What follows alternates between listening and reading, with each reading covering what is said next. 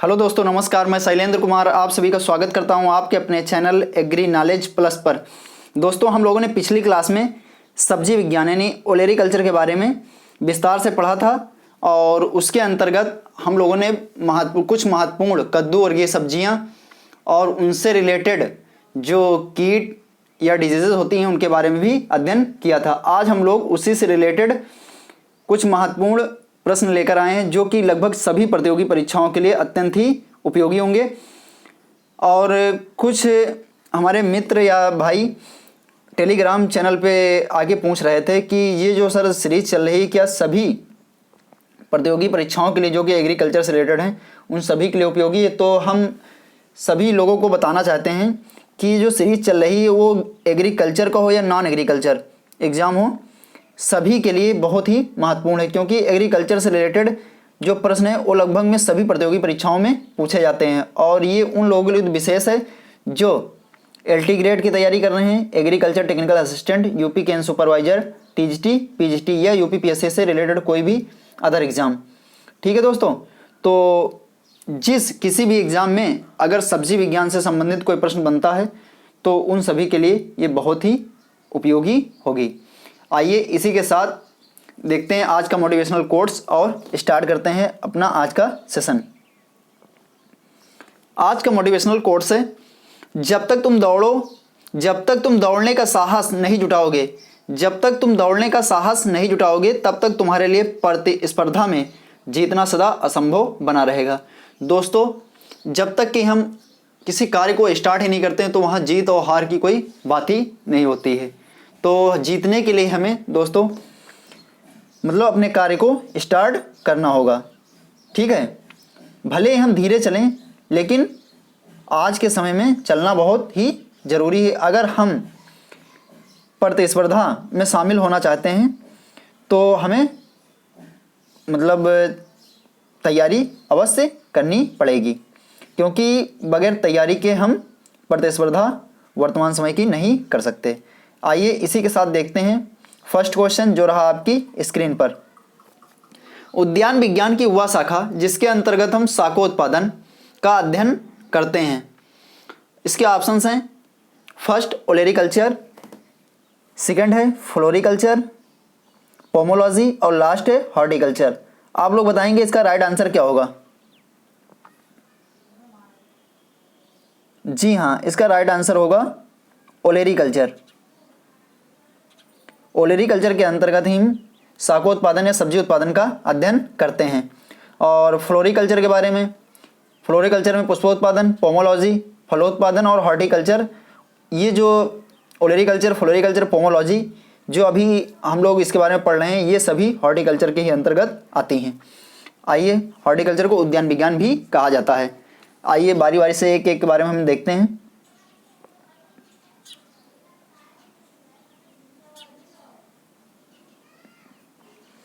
ये यहाँ पे दिया गया है ओलेरीकल्चर। ये एक लैटिन भाषा का शब्द है, क्योंकि कभी कभी एग्जाम में ये भी आता है कि ओलेरीकल्चर जो शब्द है वो किस भाषा का है, तो ये चीज़ आप लोग ध्यान रखेंगे।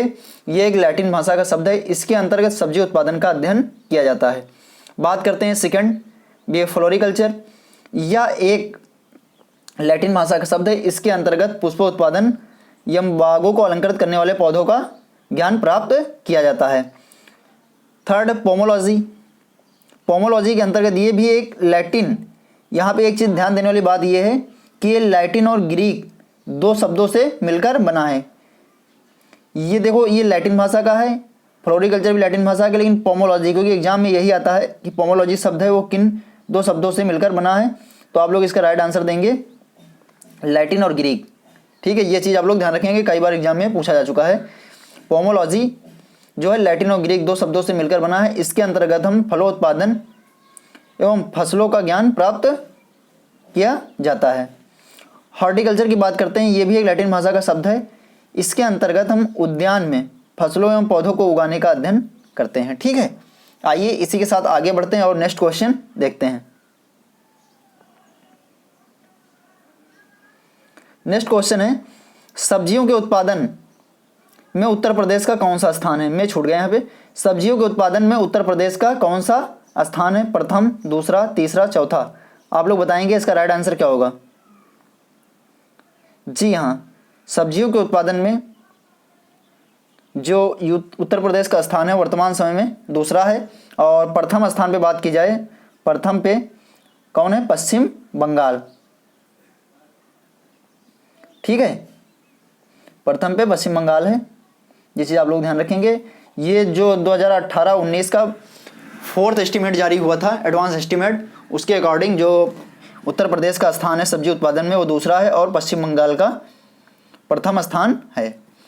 अब यहाँ पे बात करते हैं और कुछ महत्वपूर्ण तथ्यों की, आइए देखते हैं।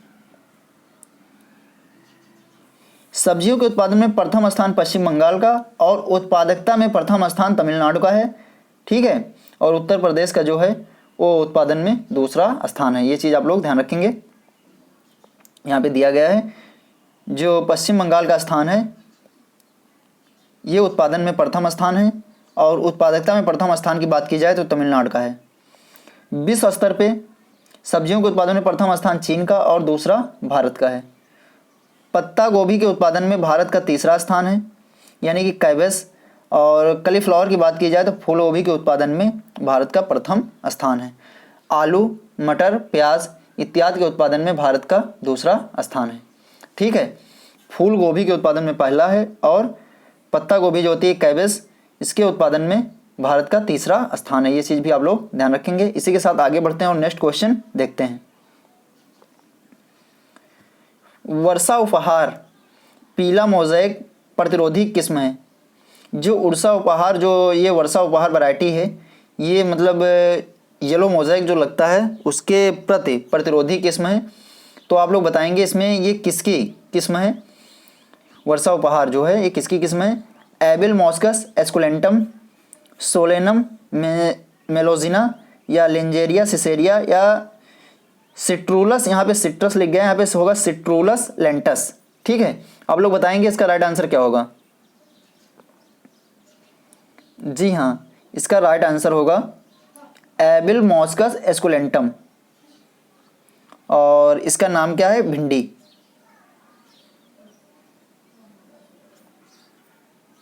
भिंडी, ठीक है, ये भिंडी का बॉटिकल नेम है, ये चीज़ भी आप लोग ध्यान रखेंगे। वर्षा उपहार जो है ये भिंडी की एक वैरायटी है जो कि पीला मोज़ेक वायरस के प्रति प्रतिरोधी है। सोलेनम मेलोजिना ये बैंगन का बॉटिकल नेम है। यहाँ पे बॉटिकल नेम लिखे गए हैं क्योंकि अब एग्जाम का कुछ ट्रेंड चेंज हुआ है, वहाँ पे ये जो परंपरागत नाम है ये लिखकर नहीं आते हैं, वहाँ पे क्या आता है अब बॉटिकल नेम लिख कर आते हैं, ये चीज़ भी आप लोग ध्यान रखेंगे। तो एबल मॉस्कस एस्कुलेंटम जो है भिंडी का बॉटिकल नेम है, सोलेनम मेलोजिना जो है बैंगन का है, और बात करते हैं लिंजेरिया सिसेरिया, ये लौकी का बॉटिकल नेम है। सिट्रूलस लेंटस जो है ये तरबूज का बॉटिकल नेम है, ये चीज़ भी आप लोग ध्यान रखेंगे।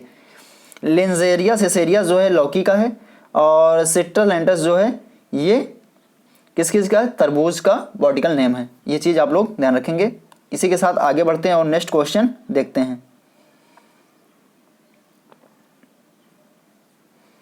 मिर्च में जो होती है चरपराहट जो होती है, मिर्च में चरपराहट जो होती है किसके कारण होती है, कैप्सिसिन, कैप्सेथीन, या कैल्शियम ऑक्सीलेट, या मेमोरोडकोसाइट। आप लोग बताएंगे इसका राइट आंसर क्या होगा। जी हाँ, इसका राइट आंसर होगा कैप्सेसिन। क्या होगा, कैप्सेसिन। मिर्च में जो तीखापन या चरपराहट जो होती है वो किसके कारण होती है, कैप्सेसिन के कारण होती है। और जो मिर्च का लाल रंग होता है, लाल रंग, मिर्च का लाल रंग जो होता है वो कैप्सेसिन के कारण होता है, ये चीज़ आप लोग ध्यान रखेंगे। कैल्शियम ऑक्जेलेट की बात कर ली जाए तो कैल्शियम ऑक्जेलेट जो होता है, जो अरबी यानी कि इसे इधर यूपी में पूर्वोत्तर भारत में क्या कहा जाता है, गुइयाँ के नाम से भी जाना जाता है। और इसका जो इसमें जो मतलब कनकनाहट होती है, आप लोगों ने देखा होगा गुइयाँ में कुछ कनकनाहट होती है। और अगर या बात कर ली जाए सलजम में जो चरपराहट होती है वो किसके कारण होती है, कैल्शियम ऑक्जेलेट के कारण होती है। मेमोरोडकोसाइट की बात कर ली जाए तो जो करेला में जो होता है, करेले में जो कड़वाहट होती है वो किसके कारण होती है, मेमेटोसाइट के कारण होती है। ये चीज़ भी आप लोग ध्यान रखेंगे। इसी के साथ आगे बढ़ते हैं और नेक्स्ट क्वेश्चन देखते हैं।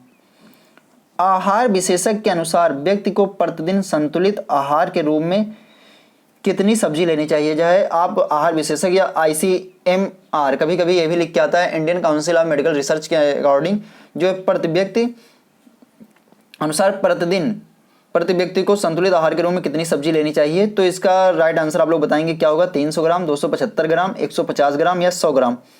आप लोग बताएंगे इसका राइट आंसर क्या होगा? जी हाँ, इसका राइट आंसर होगा 300 ग्राम।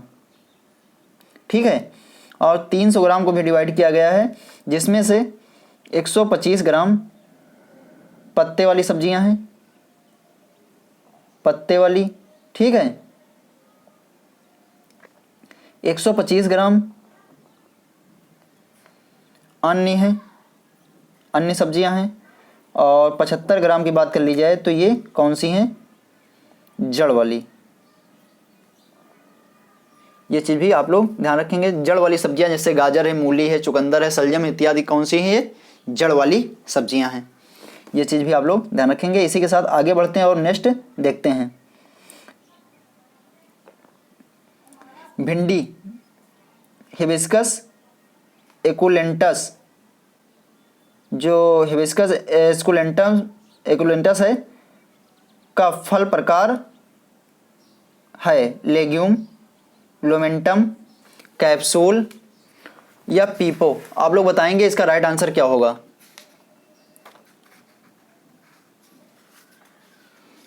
आप लोग बताएंगे इसका राइट आंसर क्या होगा? इसका राइट आंसर होगा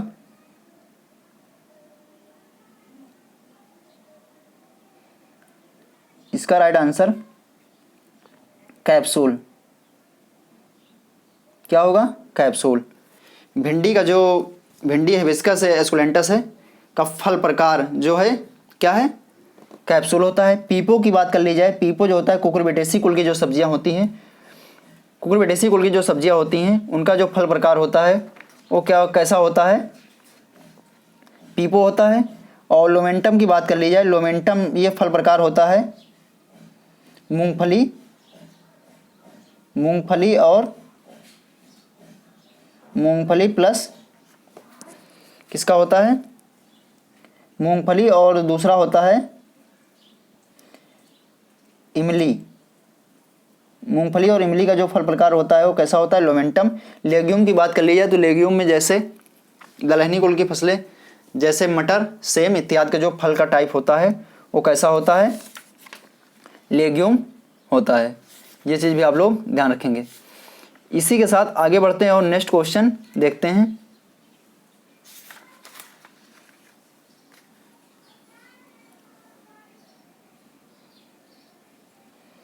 अर्का अभिजीत किसकी किस्म है? टमाटर की,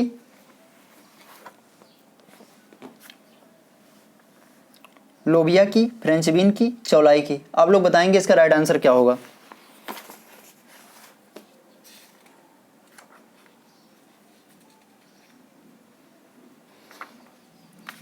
जी हाँ, इसका राइट आंसर होगा टमाटर। अर्का अभिजीत जो वैरायटी है ये किसकी है? टमाटर की है।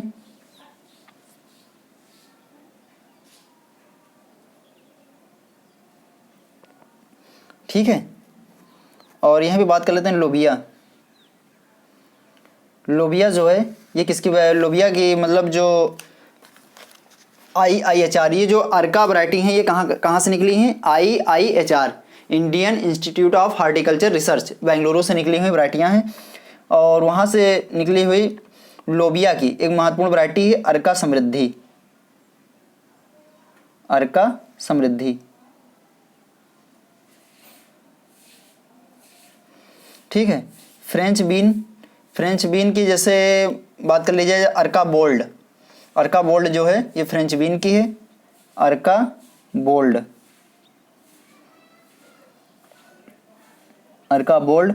और चौलाई की बात कर ली जाए तो अल्का अरुणिमा, ये चौलाई की एक महत्वपूर्ण वैरायटी है जो कि IIHR बेंगलुरु से निकली है। ठीक है, इसी के साथ आगे बढ़ते हैं और नेक्स्ट क्वेश्चन देखते हैं।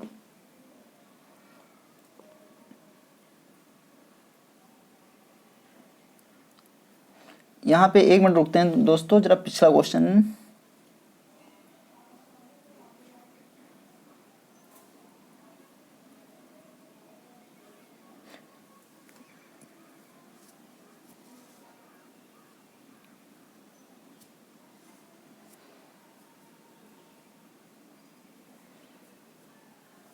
ठीक है, नेक्स्ट क्वेश्चन देखते हैं। गाजर का लाल रंग जो होता है, गाजर का लाल रंग ये किसके कारण होता है? Anthocyanin, second carotene, lycopene, allyl propyl disulphide. आप लोग बताएंगे इसका राइट आंसर क्या होगा।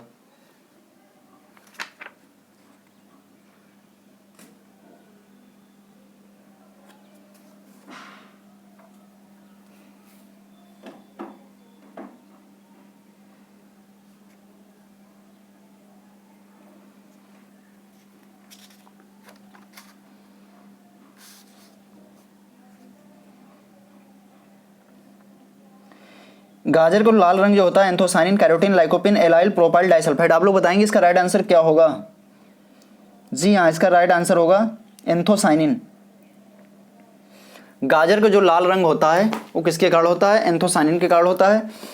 और गाजर का जो पीला रंग होता है, गाजर का पीला रंग, गाजर पीला रंग जो होता है वो कैरोटीन, कैरोटीन के कारण होता है। टमाटर का जो लाल रंग होता है, टमाटर का,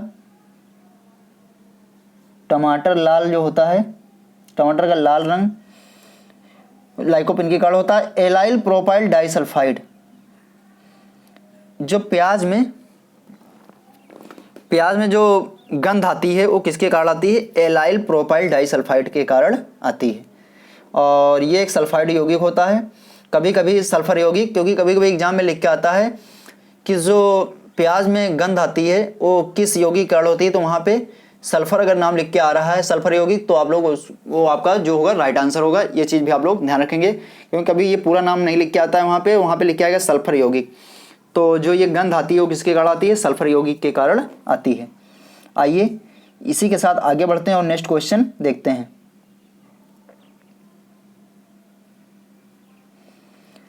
ट्रक गार्डनिंग का तात्पर्य है, इसके ऑप्शंस हैं ट्रक के ऊपर खेती करना, चलती फिरती खेती करना, सब्जियों के दूर दराज में निर्यात है तो ट्रक का प्रयोग करना, या उपरोक्त तो सभी। आप लोग बताएंगे इसका राइट आंसर क्या होगा। ट्रक गार्डनिंग, जी हाँ, इसका राइट आंसर होगा सी, सब्जियों के दूर दराज में निर्यात है तो ट्रक का प्रयोग करना। मतलब इसके अंतर्गत ऐसी सब्जियां उगाई जाती हैं जो शीघ्र खराब नहीं होती हैं। ठीक है, उन सब्जियों को निर्यात के लिए ट्रक का इस्तेमाल किया जाता है, और ज़्यादातर ट्रक का इस्तेमाल किया जाता है, और इन सब्जियों को ही ट्रक गार्डनिंग के अंतर्गत रखा गया है, और ये ट्रक गार्डनिंग कहलाती है। ठीक है, ये चीज़ भी आप लोग ध्यान रखेंगे। और इसी के साथ आगे बढ़ते हैं और नेक्स्ट क्वेश्चन देखते हैं।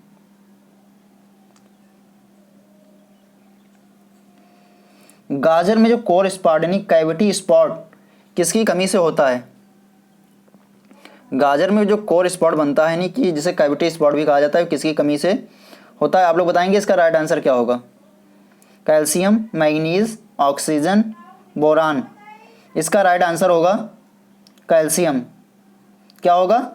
कैल्शियम होगा। मैग्नीज की कमी से जो मटर होती है, मटर पी में क्या होता है? मार्स डिजीज लगती है। मटर में मार्स डिजीज जो लगती है मैग्नीज की कमी से। और यहीं पे बात कर लीजिए ब्लैक हार्ट, आलू में जो ब्लैक हार्ट होता है, ब्लैक हार्ट, ये जो आलू में लगती है ब्लैक हार्ट डिजीज, ये ऑक्सीजन के भंडारण के समय जब आलू में ऑक्सीजन की मतलब उपलब्धता कम हो जाती है तो वहाँ पे ब्लैक हार्ट डिजीज होने की संभावना बढ़ जाती है। आप लोगों ने देखा होगा जब आलू जब काटते हैं तो कभी कभी बीच में ब्लैक कलर का निकलता है और वहाँ पे गैप भी बन जाता है। तो ये जो समस्या होती है ऑक्सीजन की कमी से होती है, और इसे ब्लैक हार्ट डिजीज कहा जाता है, पोटैटो की ब्लैक हार्ट डिजीज। बोरान की बात कर ली जाए तो बोरान की कमी से फूल गोभी में ब्राउनिंग होती है, और जो फलों की फटने की समस्याएं होती हैं वो भी बोरान की कमी से ही होती हैं। इसी के साथ आगे बढ़ते हैं और नेक्स्ट क्वेश्चन देखते हैं। निम्न में से खरीफ प्याज की किस्म जो निर्यात है तो सर्वाधिक उपयुक्त है? Agrifound dark red, Agrifound light red, Nasik red, Udaipur 103। आप लोग बताएंगे इसका राइट आंसर क्या होगा?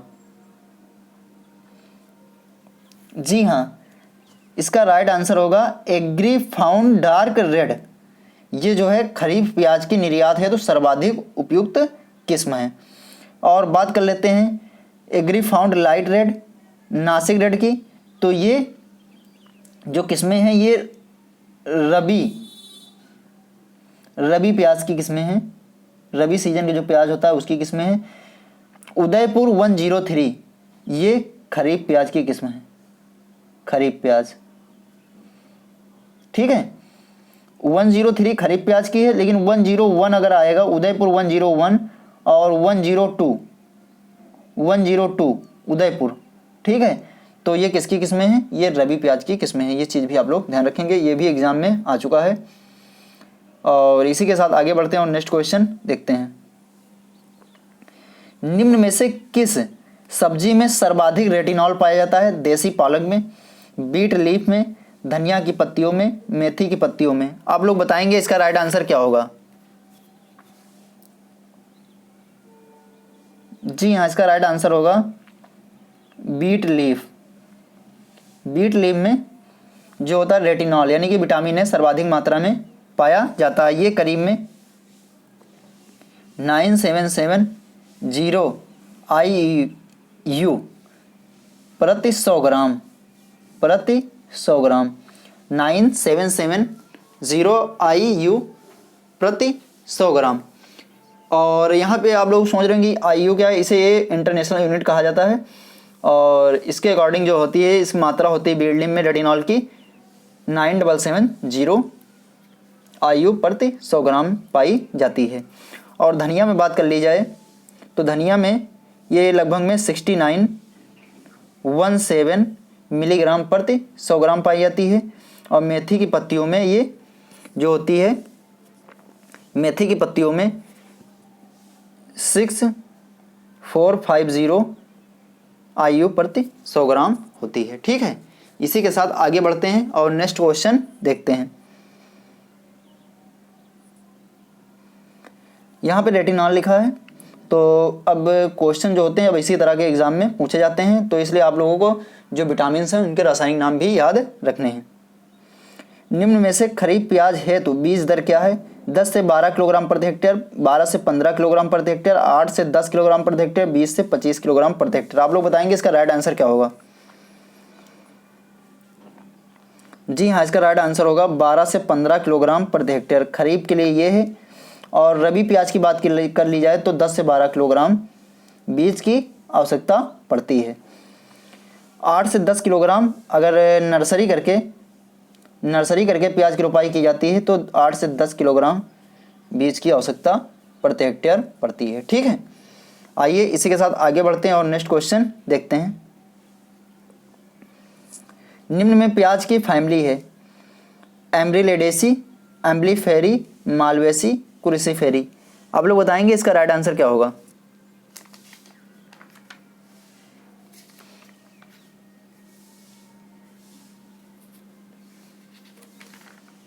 जी हाँ, इसका राइट आंसर होगा एम्ब्रिलेडेसी। फर्स्ट ऑप्शन होगा एमिरेलिडेसी, ठीक है। ये किसकी है फैमिली? प्याज और लहसुन की जो फैमिली होती है वो एमिरेलिडेसी होती है। एम्ब्लीफेरी की बात कर लीजिए, धनिया,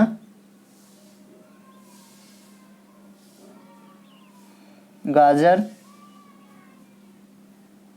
इनकी जो फैमिली है, सौंफ, एम्ब्लीफेरी है। मालवेसी की बात कर ली जाए, भिंडी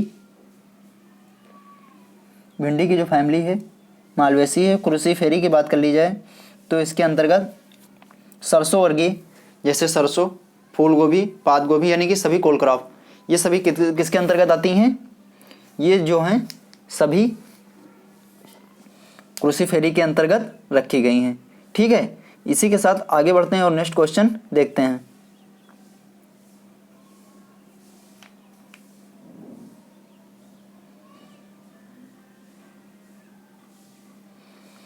निम्न में कौन तना का रूपांतरण है आलू, अरबी, जिमीकंद, उपरोक्त सभी। आप लोग बताएंगे इसका राइट आंसर क्या होगा। जी हाँ, इसका राइट आंसर होगा उपरोक्त सभी। ये जो हैं सभी तना का एक रूपांतरण होती हैं। ये भी एग्जाम में कई बार प्रश्न यहाँ से पूछा गया है, तो ये चीज़ भी आप लोग ध्यान रखेंगे। आलू है, अरबी है, जिमीकंद, ये सभी तना का रूपांतरण है। और यहीं पे बात कर ली जाए जड़ के रूपांतरण की, जड़ रूपांतरण की बात कर ली जाए तो इसके अंतर्गत जैसे गाजर है, मूली, ठीक है, चुकंदर, सलजम आदि, ये सभी हैं जड़ रूपांतरण है, ठीक है। और इसी के साथ आगे बढ़ते हैं और नेक्स्ट देखते हैं। और सल्गकंद में जैसे प्याज है, लहसुन इत्यादि सल्गकंद के अंतर्गत रखी गई हैं। गरीब का संतरा किसे कहा जाता है। लाइकोपर्सिकॉन एस्कुलेंटम, रैफनस सटाइवम, सिट्रस लेंटस, सीडियम गवाजावा। आप लोग बताएंगे इसका राइट आंसर क्या होगा। सबसे पहले आप लोगों को यहाँ पे बॉडिकल नेम पता होने चाहिए, तभी आप लोग इसका राइट आंसर दे पाएंगे। जी हाँ, इसका राइट आंसर होगा लाइकोपर्सिकोना कोनम एस्कुलेंटम। लाइकोपर्सिकोनम एस्कुलेंटम जो है ये टमाटर का बॉडिकल नेम है। ये जो है मूली का है। रैफनस सटाइवम और सिट्रुलस लेंटस जो होता है ये किसका है, तरबूज का सिट्रुलस होगा, ठीक है, तरबूज। और सीडियम गवाजावा अमरूद। अब बताइए आप लोग इसका राइट आंसर क्या होगा। जी हाँ, इसका राइट आंसर होगा लाइकोपर्सिकोना एस्कुलेंटम। इसे गरीबों का संतरा भी कहा जाता है। और सबसे अधिक अगर मतलब प्रसंस्करण की बात की जाए तो सबसे अधिक प्रोसेसिंग इसी टमाटर की जाती है, ठीक है, ये भी आप लोग ध्यान रखेंगे। इसी के साथ आगे बढ़ते हैं और नेक्स्ट देखते हैं। तोरई का बॉडिकल नेम क्या है। ल्यूफा एकोटैंगुला, मिमोर्डिया, कैरेंसिया चेरेंसिया, सिट्रुलस लेंटस या कोकुमिस मेलो। आप लोग बताएंगे इसका राइट आंसर क्या होगा। जी हाँ, इसका राइट आंसर होगा ल्यूफा एकोटैंगुला। ये जो है तोरई का बॉडिकल नेम है। और मिमोर्डिया कैरेंसिया की बात कर ली जाए ये करेला का बॉडिकल नेम है।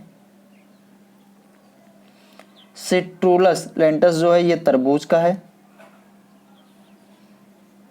और कोकुमिस मेलो ये खीरा।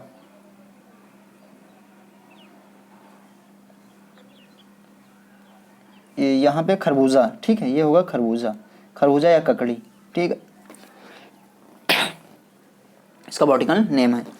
आइए इसी के साथ आगे बढ़ते हैं और नेक्स्ट देखते हैं।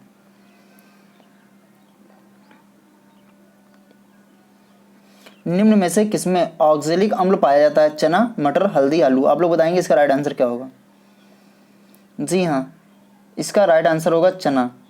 चने की पत्तियों में जो खटास होती है वो ऑक्जेलिक अम्ल के कारण ही होती है, ये चीज़ भी आप लोग ध्यान रखेंगे। इसका राइट आंसर क्या होगा, चना होगा। आगे बढ़ते हैं, नेक्स्ट क्वेश्चन देखते हैं। सब्जियों में कार्बोहाइड्रेट किस रूप में पाया जाता है। स्टार्च, शर्करा, अमीनो अम्ल, ए और बी दोनों। आप लोग बताएंगे इसका राइट आंसर क्या होगा। जी हाँ, इसका राइट आंसर होगा डी, ए और बी दोनों। सब्जियों में जो होता है कार्बोहाइड्रेट वो स्टार्च और शर्करा दोनों के रूप में पाया जाता है। अमीनो अम्ल क्या होते हैं। अमीनो अम्लों का बहुलक जो होता है वो क्या कहलाता है, प्रोटीन कहलाता है। आइए इसी के साथ आगे बढ़ते हैं और नेक्स्ट देखते हैं। फूल गोभी के विप्टेल किस तत्व की कमी के लक्षण हैं। Molybdenum, nitrogen, boron, potassium. आप लोग बताएंगे इसका राइट आंसर क्या होगा। इसका राइट आंसर होगा मॉलिब्डेनम। विप्टेल जो डिजीज़ होती है कई बार एग्जाम में पूछी गई है, फूलगोभी में विप्टेल डिजीज़ तो मॉलिब्डेनम की कमी से होती है। और नाइट्रोजन की कमी से फूलगोभी में क्या होती है, बटनिंग डिजीज होती है। इसमें क्या होता है, जो फूलगोभी का कर्ड जो होता है, फूलगोभी के पुष्प को क्या कहते हैं, कर्ड कहते हैं। कर्ड का आकार जो होता है वो बटन के आकार का हो जाता है, यानी कि छोटा सा हो जाता है। बोरान की कमी से ब्राउनिंग होती है फूल गोभी में, ये भी आप लोग ध्यान रखेंगे, ठीक है। ब्राउनिंग डिजीज जो होती है फूल गोभी में वो बोरान की कमी से होती है। इसी के साथ आगे बढ़ते हैं और नेक्स्ट क्वेश्चन देखते हैं। पाउडरी मिल्ड्यू रोग है कवक जनित, जीवाणु जनित, प्रोटोजोआ जनित, उपरोक्त सभी। आप लोग बताएंगे इसका राइट आंसर क्या होगा। पाउडरी मिल्ड्यू डिजीज जो होती है ये कवक जनित डिजीज होती है, ठीक है। इसी के साथ आगे बढ़ते हैं और नेक्स्ट क्वेश्चन देखते हैं।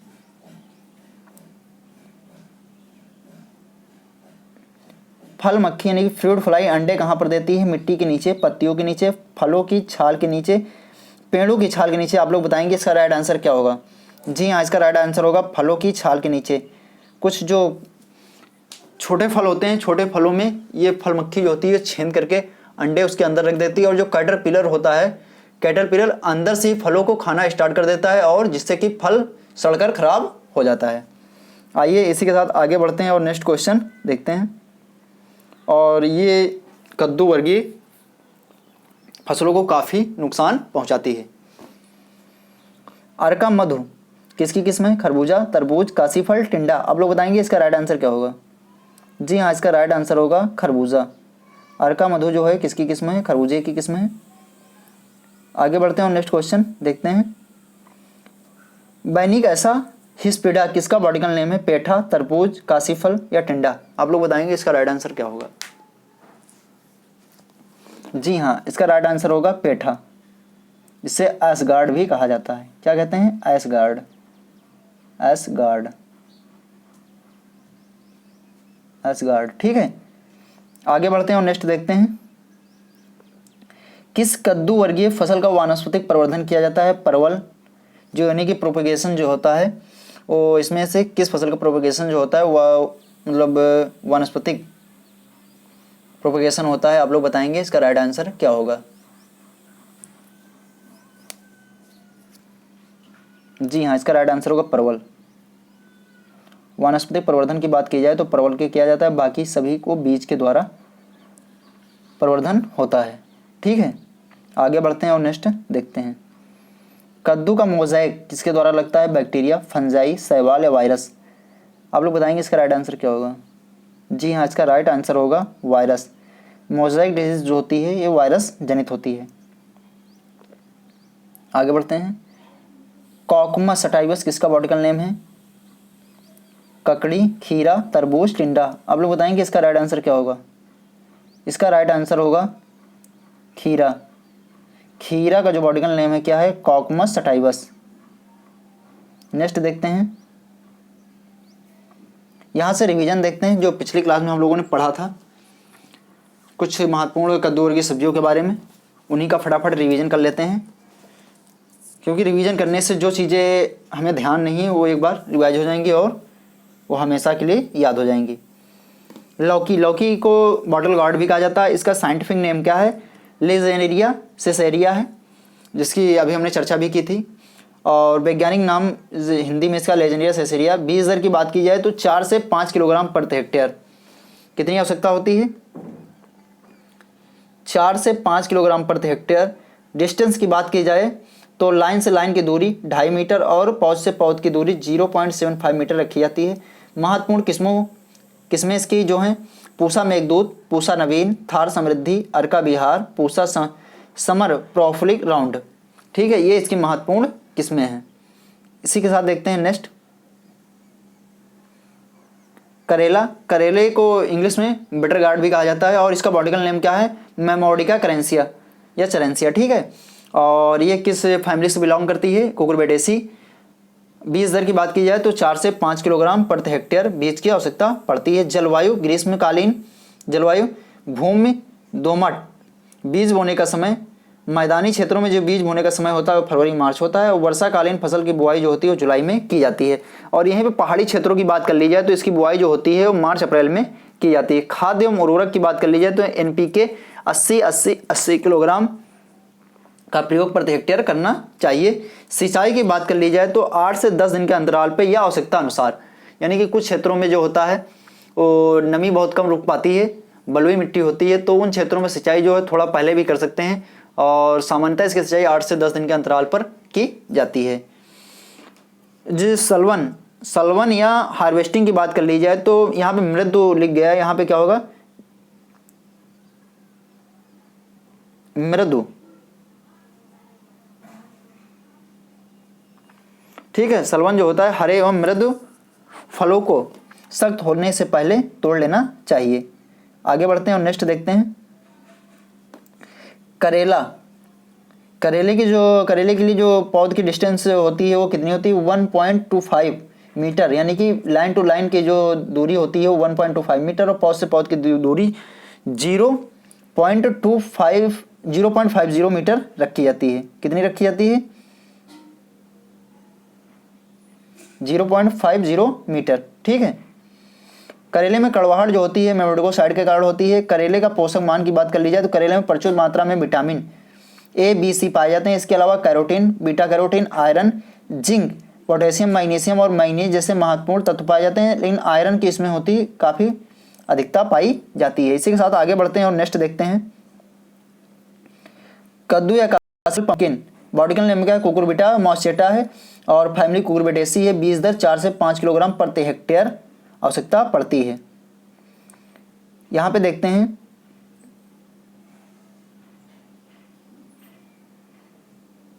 महत्वपूर्ण किस्में कद्दू की, पंजाब सम्राट, PPS1, अर्का चंदन, अर्का सूर्यमुखी, पूसा अलंकार, किंगलैंड, अर्ली येलो या प्रोलफिक, ये किसकी किस्में हैं, ये सभी कद्दू की महत्वपूर्ण किस्में हैं। पंजाब सम्राट, PPH1, अर्का चंदन, अर्का सूर्यमुखी, पूसा अलंकार, किंगलैंड, अर्ली येलो प्रोलफिक आदि। ठीक है, आगे बढ़ते हैं और नेक्स्ट देखते हैं खरबूजा, जिसे मस्क मेलन भी कहा जाता है। इसका बॉटिकल नेम है कोकुमिस मेलो। ठीक है, और बीज दर की बात की जाए तो 1.5 से 2 किलोग्राम प्रति हेक्टेयर, यानी कि 1.5 से 2 किलोग्राम प्रति हेक्टेयर आवश्यकता पड़ती है। महत्वपूर्ण किस्में की बात की जाए तो इसकी महत्वपूर्ण किस्में है पंजाब सुनहरी, मधु रस,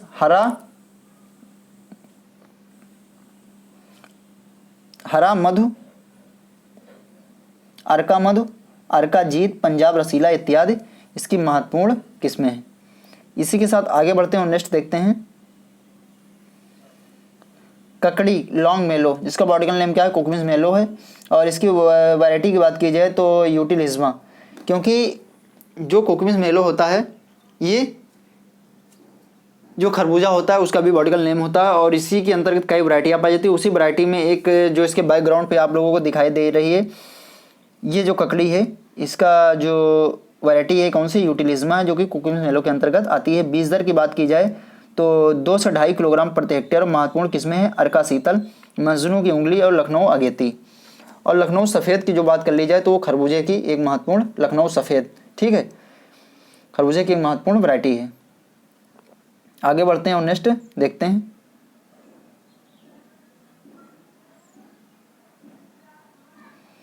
कुछ महत्वपूर्ण यहाँ पे कुकुरबिटेसियस वेजिटेबल और उनके बॉटिकल नेम दिए गए हैं। जैसे लौकी का बॉटिकल नेम क्या है, लेजेनेरिया सिसेरिया है। काली तुरई की बात कर ली जाए तो ल्यूफा एगेंटुला है। ये तुरई की बात कर ली जाए तो ल्यूफा सिलेंड्रिका है। पेठा यानी कि एसगार्ड बैनेस्का हेस्पिडा है। और यहीं पर टिंडा की बात करें सिट्रस वल्गेरिस है। और प्रवल की बात करें पॉइंटेड गार्ड। ट्राइकोसैंथस डायोका क्या है, ट्राइकोसैंथस डायोका जो परवल है, परवल का बॉटिकल नेम क्या है, परवल, ठीक है, ये चीज़ आप लोग ध्यान रखेंगे। और इसी के साथ आगे बढ़ते हैं खीरे की कॉग्मस सटाइवस है और तरबूज सिट्रस वल्गैरिस। यहाँ पे सिट्रुलस वल्गैरिस ना, सिट्रुलस लेंटस होगा, ठीक है, सिट्रुलस लेंटस लास्ट वाला। आगे बढ़ते हैं नेक्स्ट देखते हैं इसमें कद्दू वर्गीय फसलों में लगने वाले महत्वपूर्ण रोग हैं, जैसे रोमल फफूंदी से डाउनी मिल्ड्यू या तुलसीता रोग भी कहा जाता है। ये क्या होता है, कवक जनित होता है। और स्यूडो पर्नोस्पोरा क्यूबेंसिस जनित रोग होता है जो कि मुख्यतः आर्द्रतापूर्ण स्थानों में होता है। इसमें पत्तियों पर लाल और भूरे रंग के नियमित धब्बे पड़ जाते हैं, जो कि आप लोग चित्र में देख भी पा रहे होंगे, ठीक है, चित्र में स्पष्ट दिख रहा है, लाल और पीले रंग के धब्बे पड़ जाते हैं। और नियंत्रण की बात की जाए तो ब्रोडो मिक्सचर 2:2:50 का छिड़काव करना चाहिए। और ट्राई बेसिक कॉपर सल्फेट यानी 20 से 25 किलोग्राम प्रति हेक्टेयर डस्टिंग भी की जा सकती है इसके नियंत्रण के लिए, ठीक है। आगे बढ़ते हैं और नेक्स्ट देखते हैं मोज़ेक रोग। मोज़ेक रोग होती है तो आप लोगों ने मोज़ेक रोग देखा होगा कि पत्तियां सिकुड़ कर बहुत छोटी छोटी हो जाती हैं, और इसमें क्या होता है, पत्ती और फल दोनों का आकार प्रभावित होता है। पत्तियां और फल चितकबरे रंग के हो जाते हैं या मॉडल्ड हो जाते हैं, और ये जो होता है कि बीज जनित होता है और किसके द्वारा फैलता है, एफिड्स के द्वारा फैलता है। नियंत्रण की बात कर ली जाए तो रोग रोधी किस्में उगानी चाहिए, एफिड के नियंत्रण के लिए कीटनाशी का छिड़काव करना चाहिए और रोगी पौधों को उखाड़कर जला देना चाहिए। आगे बढ़ते हैं, नेक्स्ट देखते हैं।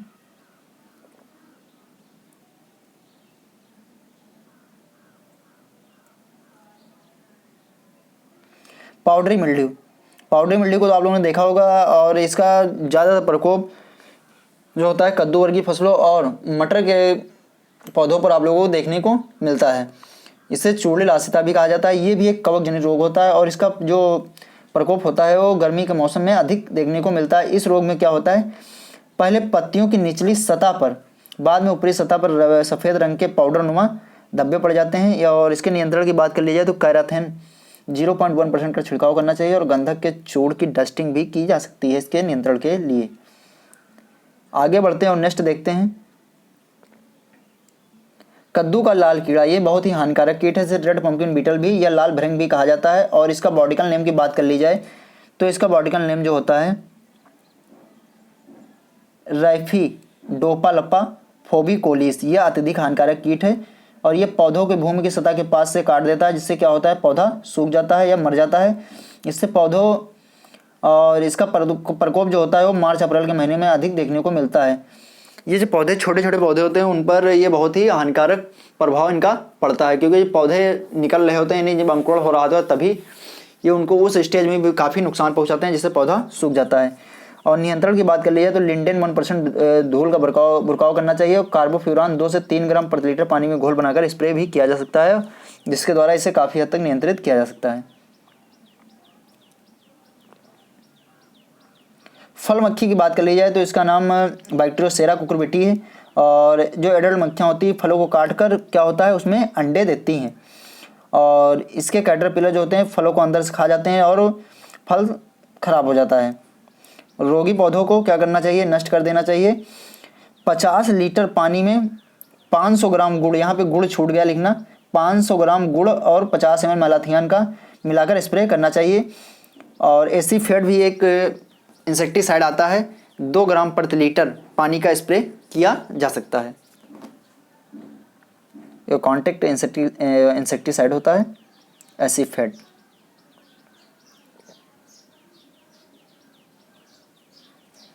यहाँ पे कुकुरबिटेसी कुल से संबंधित महत्वपूर्ण तथ्य दिए गए हैं। इनके फलों के प्रकार को पेपो कहा जाता है। परवल का वनस्पतिक प्रवर्धन किया जाता है। इस कुल को कुष्मांड कुल भी कहा जाता है। कुष्मांड कुल भी कहा जाता है। वनस्पतिक प्रवर्धन परवल का जो होता है वो कौन सा प्रवर्धन होता है, वनस्पतिक प्रवर्धन होता है। फल पेपो, इनके बेल पर नर और मादा पुष्प, इन्हें उभयलिंगाश्रयी या द्विलिंगाश्रयी भी कहा जाता है। नर और मादा पुष्प एक ही बेल पर पाए जाते हैं, इन्हें उभयलिंगाश्रयी या द्विलिंगाश्रयी भी कहा जाता है। परवल उपोष्ण जलवायु की वर्षाकालीन फसल है, जबकि अन्य जो है कद्दू वर्गीय फसलों को गर्म जलवायु की, ये भी एक अपवाद है, ये भी आप लोग ध्यान रखेंगे। परवल जो होता है ये उपोष्ण जलवायु की वर्षाकालीन फसल है, जबकि अन्य जो कद्दू वर्गीय फसलें होती हैं गर्म जलवायु की आवश्यकता पड़ती है। ठीक है दोस्तों, आज के सेशन में यहीं तक। आगे हम नेक्स्ट क्रॉप लेकर आएंगे और उसके बारे में हम लोग विस्तार से अध्ययन करेंगे। अगर आप लोगों को दोस्तों क्लास पसंद आई हो तो प्लीज़ इसे लाइक करना और अपने मित्रों को ज़्यादा से ज़्यादा शेयर करना। Thank you.